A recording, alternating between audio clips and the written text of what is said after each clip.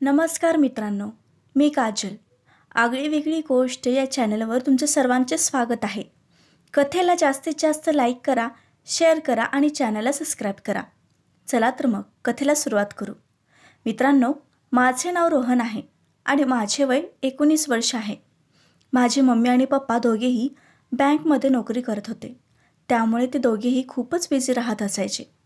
एक दिवस त्यांना त्यांच्या काही कामानिमित्ताने बेंगलोरला जायचे होते. त्यांची फ्लाईट रात्री 10 वाजताची होती. ते संध्याकाळी 7 वाजता एअरपोर्टसाठी निघाले. आता मी घरात एकटाच होतो. सकाळी 9 वाजता माझ्या घराची बेल वाजली. जसं मी दरवाजा उघडला तेव्हा माझ्यासमोर एक खूपच सुंदर बाई उभी होती. ती दिसायला खूपच सुंदर होती. तिचे शरीर खूपच आकर्षक होते. तिचे खारी डोळे, गोरी पान, तिने तिचे लांब केस सोडले होते. ती एखाद्या अप्सरेसारखीच वाटत होती. मी तिच्याकडे एकटक बघतच राहिलो. माझी नजर तिच्यावरून हटतच नव्हती. तेव्हाच ती मला म्हणाली, साहेब, तुम्हाला नोकरांनीची गरज आहे ना? मला असं वाटलं की घरात मी एकटाच असल्यामुळे घरकामासाठी माझ्या आईने नोकरांनीला बोलवलं आहे. मी लगेच तिला घरात बोलवलं आणि किचन दाखवले. तिला सगळे काम समजावले की कुठली गोष्ट कुठे ठेवली आहे आणि काय काय काम करायचं आहे. तिला सगळं काम समजावून घेण्यास उशीर लागला नाही. तिला लगेच सगळं काही समजले. मी माझ्या आईला फोन करून सांगितलं की घरकामासाठी नोकराणी आली आहे. नोकराणी आलेली ऐकून माझ्या आईची चिंताच मिटली.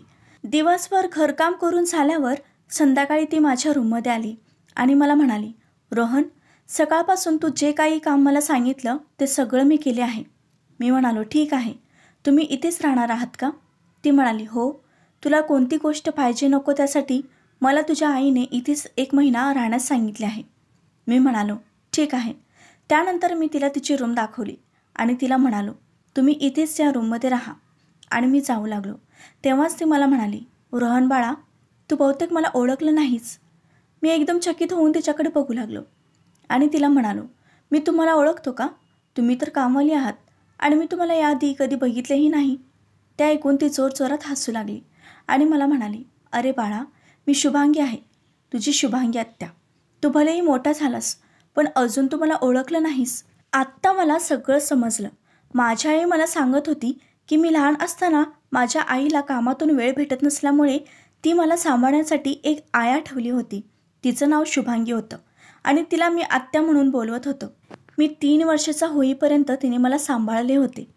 ती माझी खूपच काळजी घेत होती. त्यामुळे मला तिचा खूप लळा लागला होता. पण मी 3 वर्षाचा झाल्यावर माझ्या आईने काही कारणाने तिला काढून दुसरी आया ठेवली. आता मोठा झाल्यावर मी ते सगळं विसरलो होतो. मी तिला म्हणालो, शुभांगी आत्या, मी खूप वर्षांनी तुम्हाला बघितले आहे. मी खूप खुश आहे. तिने जेव्हा बघितलं की मी त्यांना ओळखलं आहे तेव्हा त्यांच्या चेहऱ्यावर पण खुशी दिसून आली. मी तिला तिची रूम दाखवून जाऊ लागलो. तेव्हाच ती मला म्हणाली, रोहन, मी माझ्यासोबत कपडे घेऊन आले नाही.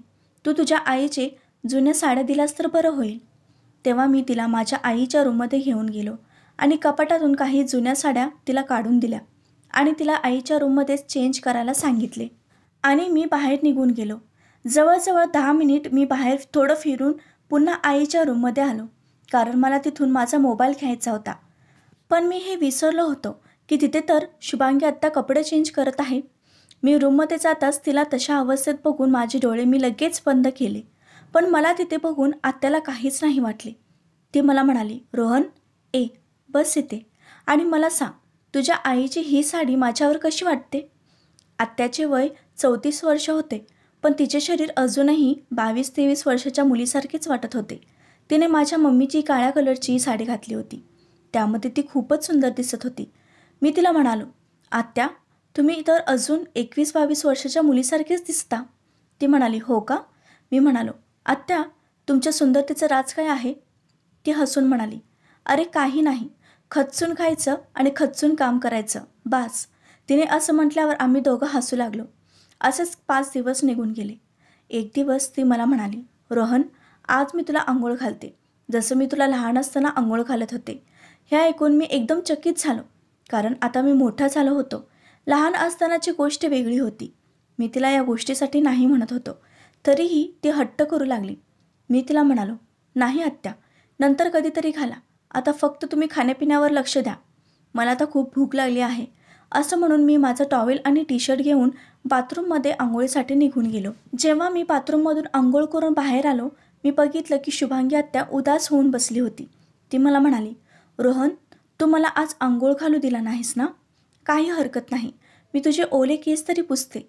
तिला असं उदास असलेलं बघून मी तिच्याजवळ गेलो आणि तिच्यासमोर मी माझं डोकं वाकवले. तिने माझ्या हातातून टॉवेल घेतला आणि उठून ती माझे केस पुसू लागली. त्यावेळेस तिचा तो स्पर्श मला खूपच मनमोहक वाटत होता. थोडे दिवस केल्यानंतर शुभांगी आत्या आमच्या घरी असे राहू लागली जसे की तिचं स्वतःचंच घर आहे. एक दिवस संध्याकाळी मला माझ्या मित्रांसोबत बाहेर पार्टीमध्ये जायचं होतं. मी तयार होऊन जातानाच शुभांगी आत्याने मला विचारलं, रोहन, एवढ्या रात्री तू कुठे जात आहेस? तेव्हा मी तिला म्हणालो, कुठे नाही आत्या, मी माझ्या मित्रांसोबत एका पार्टीमध्ये जात आहे. रात्री 2 वाजेपर्यंत वापस येईन. त्यावर ती म्हणाली, रोहन, मला तू या घरचा सदस्य मानतोस, पण मला एकटीला सोडून बाहेर जात आहेस? मी इथे आल्यापासून कधीच कुठे फिरायला गेले नाही. तुझ्या आत्याला बाहेर फिरण्यासाठी घेऊन जाणार नाहीस का? मला पण तुझ्यासोबत तुझ्या पार्टीमध्ये यायचं आहे. घेऊन जाशील का? मी आत्याकडे वरून खाली बघितलं. तशी ती जास्त वयाची वाटत नव्हती. मी तिला म्हणालो, ठीक आहे, पण माझी एक अट आहे.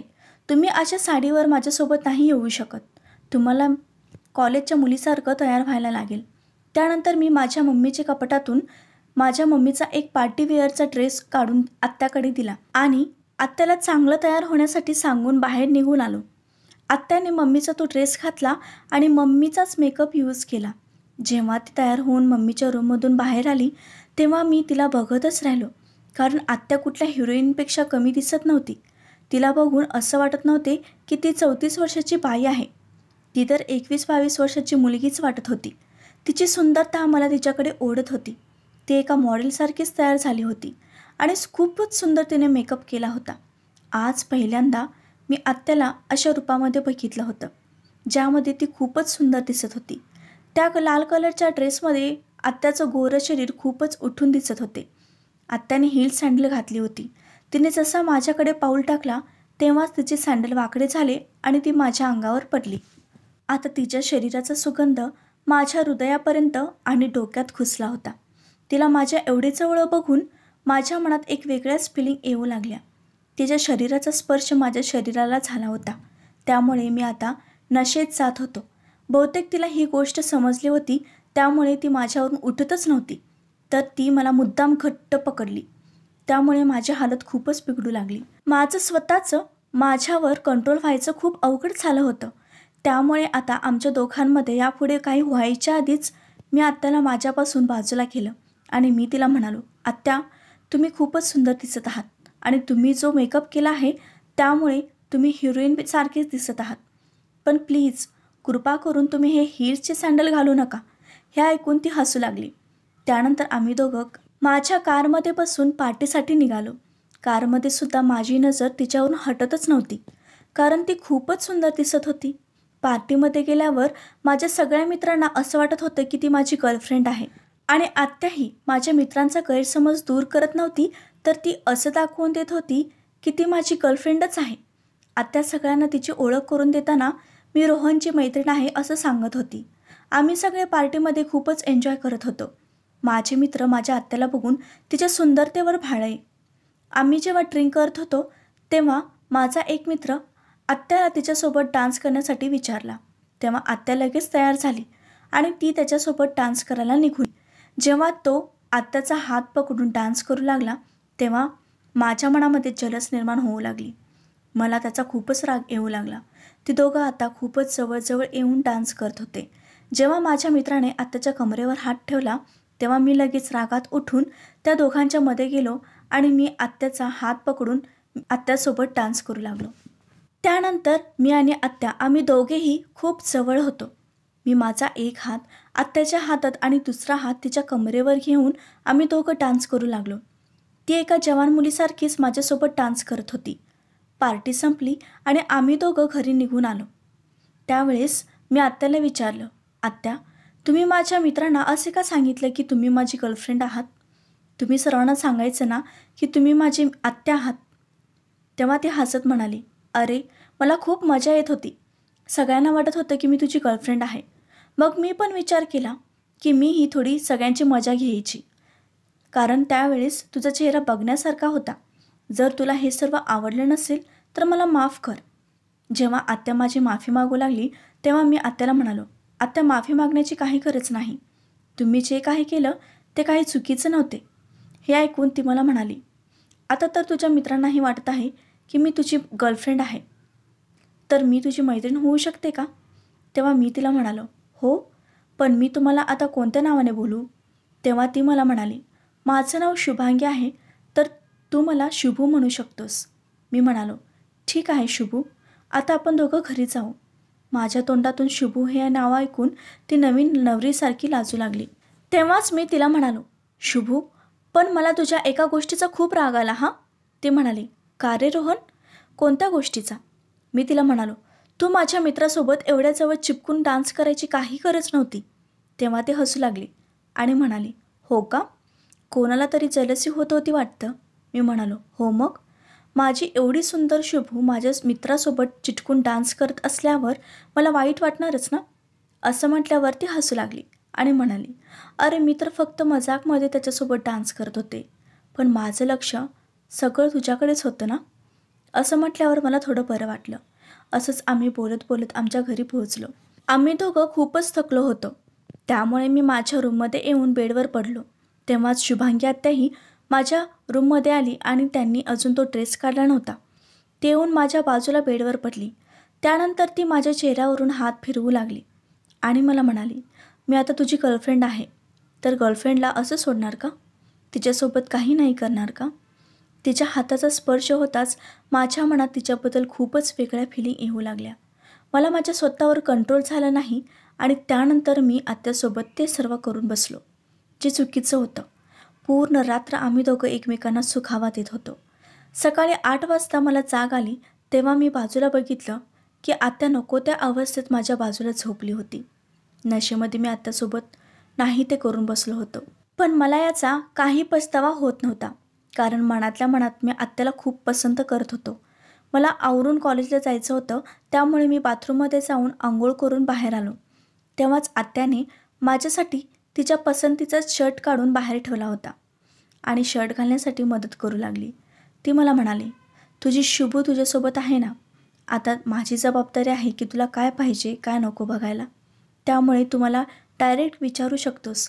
तू खूप थकला आहेस, मी तुझ्या डोक्याची मालिश करते. ती माझ्यासोबत इतक्या प्रेमाने बोलत होती की मी तिच्या बोलण्यामध्ये वाहतच जात होतो.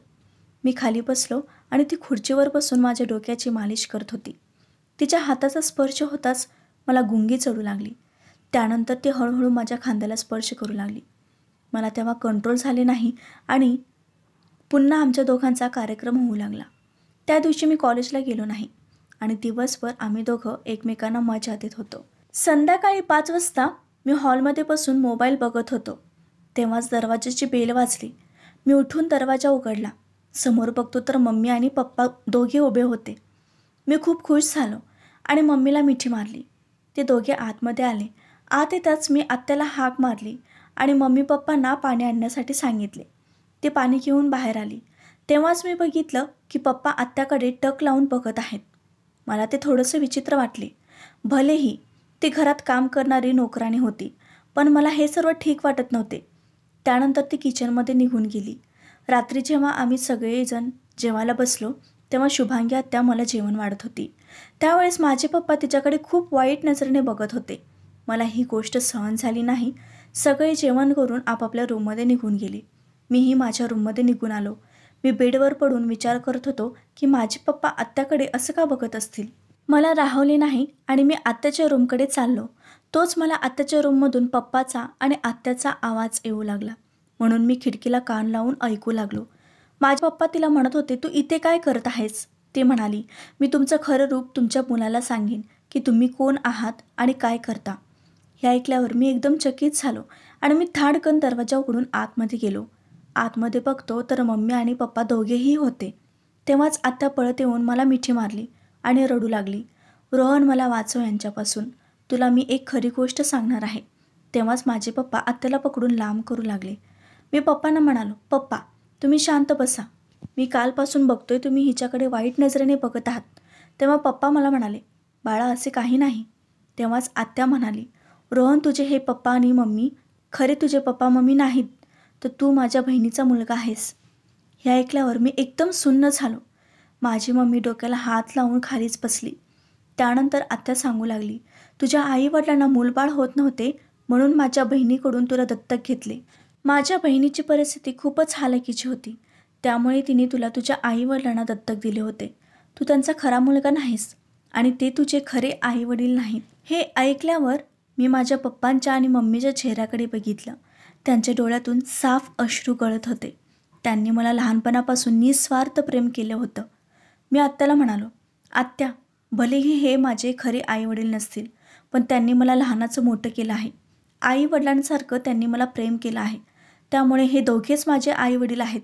हे ऐकल्यावर माझी आई पळत येऊन मला मिठी मारली. माझे पप्पा मला म्हणाले, बाळा, ही तुझी आत्या आपल्या घरात पहिला काम करत होती. मध्ये मध्ये ती चोऱ्या करताना आम्ही तिला पकडले, म्हणून हिला आम्ही कामावरून काढून टाकलं. पण तुला दत्तक घेतलेलं तिला माहीत होतं, त्यामुळे तिचं तोंड बंद करण्यासाठी तिने 20 लाख रुपये मागितले. तिला आम्ही पैसेही दिले, पण आता पुन्हा ब्लॅकमेल करून ती 20 लाख रुपये मागत आहे. हे ऐकल्यावर मी आत्याकडे बघितलं. ती हसत माझ्याकडे बघत होती. मला आत्ता समजलं की ही मला मुद्दाम प्रेमाच्या जाळ्यात फसवत होती आणि हे सगळं तिनं पैशासाठीच केलं होतं. मित्रांनो, कथा कशी वाटली कमेंटमध्ये नक्की सांगा. कथेला लाईक करा, शेअर करा आणि चॅनलला सबस्क्राईब करा. धन्यवाद.